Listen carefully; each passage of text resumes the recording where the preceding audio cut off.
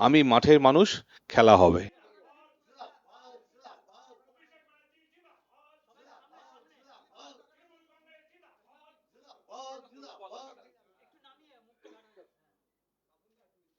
আরেকটি মানুষের কথা আপনাদের কাছে তুলে ধরতে চাই, তার নাম সবাই জানেন। তিনি প্রাক্তন ক্রিকেটার শিবশঙ্কর পাল।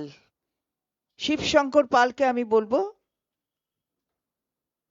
দাঁড়িয়ে তিনি আপনাদের মাধ্যমে জনমানসে তার যোগদান তিনি এখানে দেখালেন তৃণমূল কংগ্রেসের সঙ্গে, এবং আমরা অত্যন্ত গর্বিত যে তিনি আজকে আমাদের তৃণমূল কংগ্রেসের পরিবারের সঙ্গে যুক্ত হয়েছেন। দেখুন, বাংলার মুখ্যমন্ত্রী, আমাদের দলের সর্বোচ্চ নেত্রী মমতা বন্দ্যোপাধ্যায় সবসময় ক্রীড়াকে প্রাধান্য দিয়েছেন, ক্রীড়া জগতের মানুষকে প্রাধান্য দিয়েছেন। আপনারা দেখেছেন যে কিছুদিন আগেও আমরা এখানে ক্রীড়া জগতের মানুষকে সংযুক্ত করতে পেরেছি আমাদের দলের সাথে, এবং তারা আমাদের দলের ওপর আস্থা রেখেছেন। গত 15 বছর ধরে বাংলার ক্রীড়া ক্ষেত্রে একটা অভূতপূর্ব রূপান্তর আমরা প্রত্যক্ষ করেছি। ক্রীড়া বাজেট প্রায় 7 গুণ বৃদ্ধি পেয়েছে, যার ফলে রাজ্য জুড়ে তৃণমূল স্তরের খেলাধুলোকে শক্তিশালী করতে 8টি বিশেষ একাডেমি, 74টি স্টেডিয়াম, 4000-এরও বেশি মাল্টি জিম, 795টি ইনডোর কমপ্লেক্স এবং 400টিরও বেশি আধুনিক মানের খেলার মাঠ তৈরি করা হয়েছে।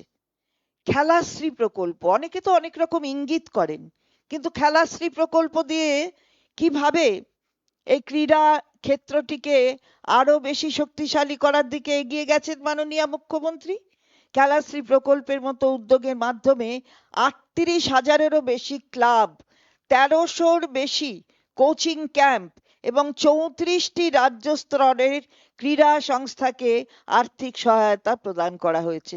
জাতীয় ও আন্তর্জাতিক স্তরে বাংলার প্রতিনিধিত্ব করা প্রাক্তন ক্রীড়াবিদরাও মাসিক সম্মাননা পান। এটাই সম্মান দেখানো তাদের প্রতি, বিভিন্ন ক্ষেত্রে তাদের যেভাবে অবদান ক্রীড়ার ক্ষেত্রে। এবং আপনারা সবাই শিবশঙ্কর পালকে চেনেন, সবাই তার নাম জানেন। নমস্কার সবাইকে। আমি দুটো কথা, বেশি কথা বলবো না, কমই বলবো। আমি সারা জীবন বাংলার পক্ষে মাঠে নেমেছি। এখন যখন বাংলা ও বাঙালির বিরুদ্ধে আক্রমণ সংগঠিত হচ্ছে, তখন বাংলার হয়ে যিনি লড়াই করছেন সেই মাননীয় মুখ্যমন্ত্রী মমতা বন্দ্যোপাধ্যায়ের নেতৃত্বে বাংলার হয়ে লড়াই করতে চাই। আমি মাঠের মানুষ, খেলা হবে।